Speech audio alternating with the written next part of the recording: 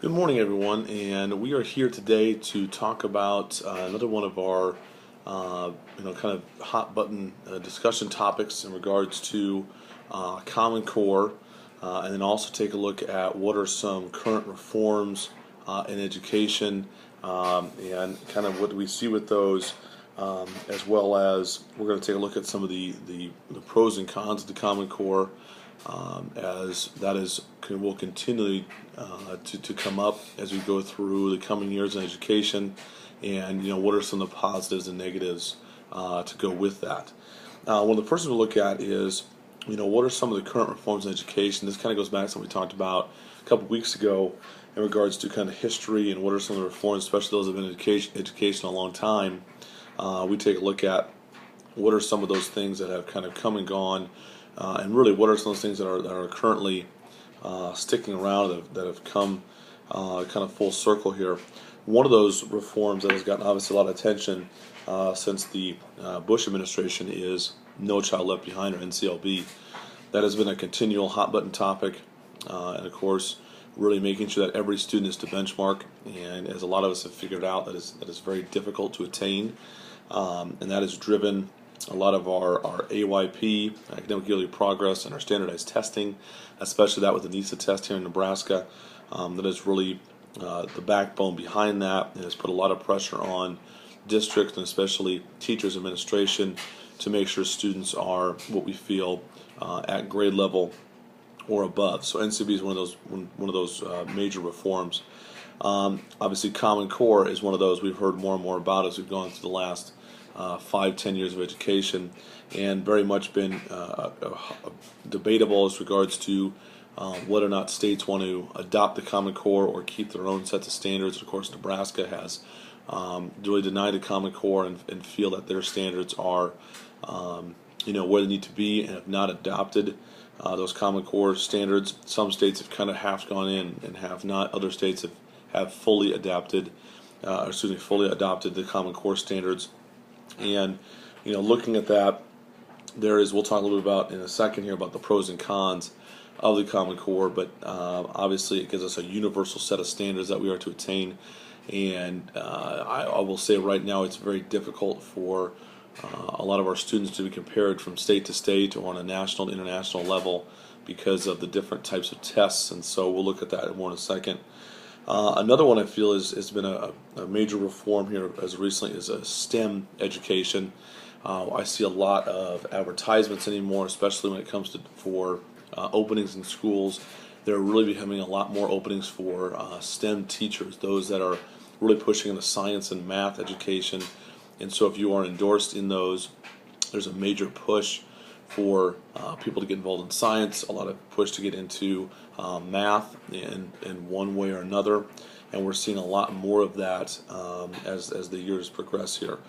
Another major reform, I've seen this a lot in elementary, and this is one that I know we debate a lot here at Westmont Public Schools, and the benefits are sometimes not so beneficial. Things with direct instruction, that is seen to be kind of the way to go a lot of times, especially with younger students at this point, especially in the areas of math and reading. We're seeing a lot more direct instruction and all things that go with that, and there is a lot of debate on whether or not that's real beneficial. And I can tell you right now that's been something that we talk a lot about here at our school, and whether or not we're seeing the benefits of direct instruction, and is it leading us down the path we want our students to get. And so that has been one I feel direct instruction has been a major reform as of late. And lastly, another major reform is in standardized testing. We are putting so much more emphasis since my even started education 6 years ago on standardized testing. We changed the way in which we are testing our students. We've adopted things such as the NWEA MAP testing, academic measures of academic progress testing that we do 2, sometimes 3 times a year with our students to continually monitor where they're at in regards to the standards. Where do we need to hit?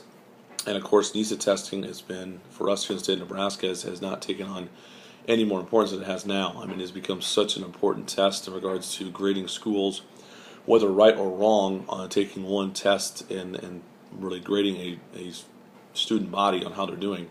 it's really where we're at, and that's become a major part of our school systems. And so those are some of those reforms, and it'll be interesting to see in the coming years how things such as NCLB turn out, the Common Core, direct instruction, all the standardized testing. Where will that go as we go through the next 10 to 20 years? And the next thing I'll look at is the Common Core.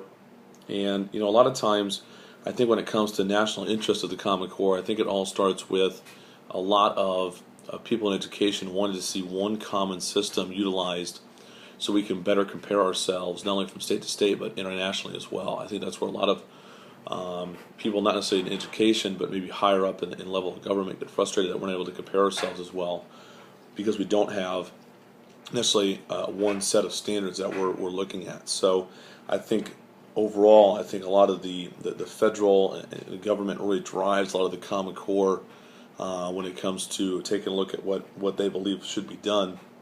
And the Common Core, as I mentioned earlier, is that those universal standards that basically it's laid out that all students in these grades and this subject need to know this on a national level, and it's to bring kind of everyone together and making sure we are testing all, basically attaining the same goals, really the same objectives.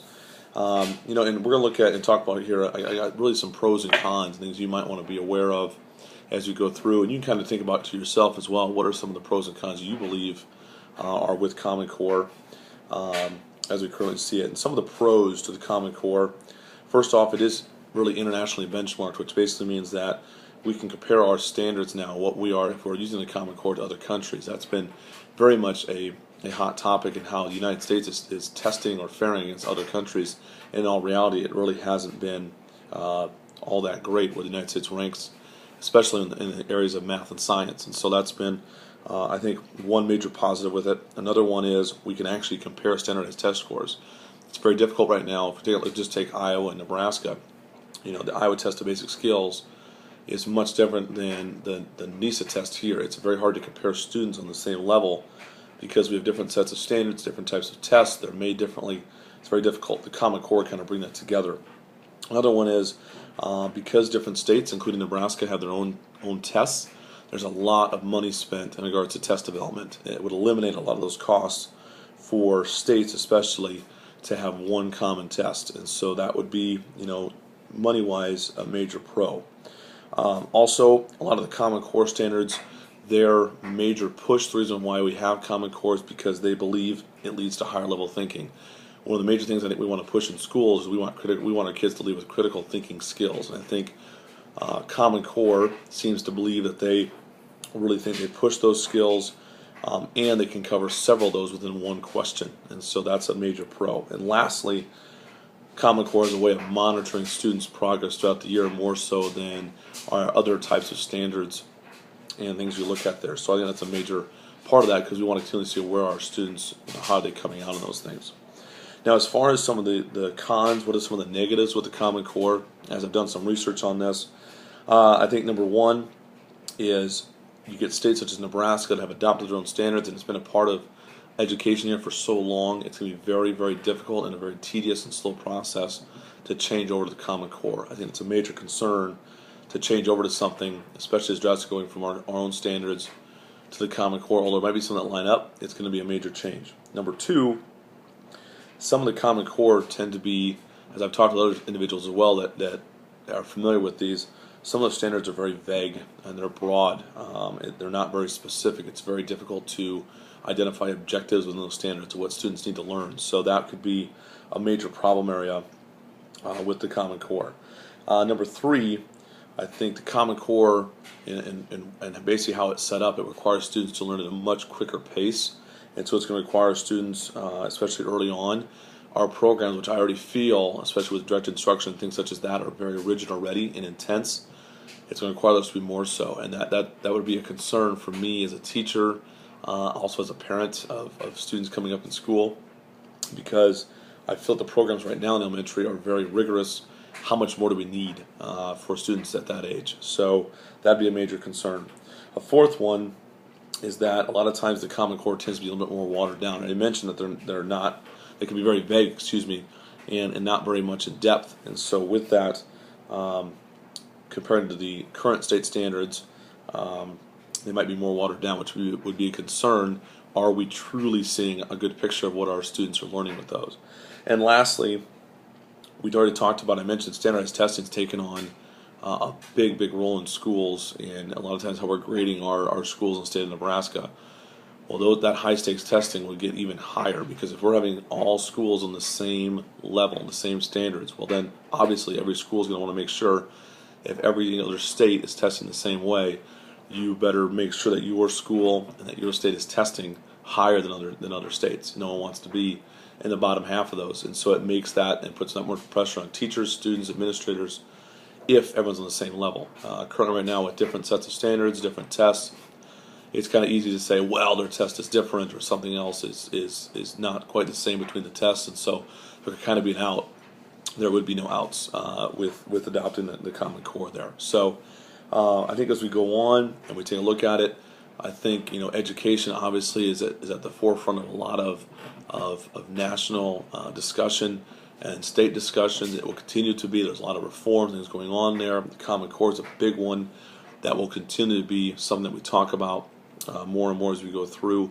I just want you to be aware of some of those things with that, and how it may affect us here as teachers and administrators, and what we're looking at towards the future.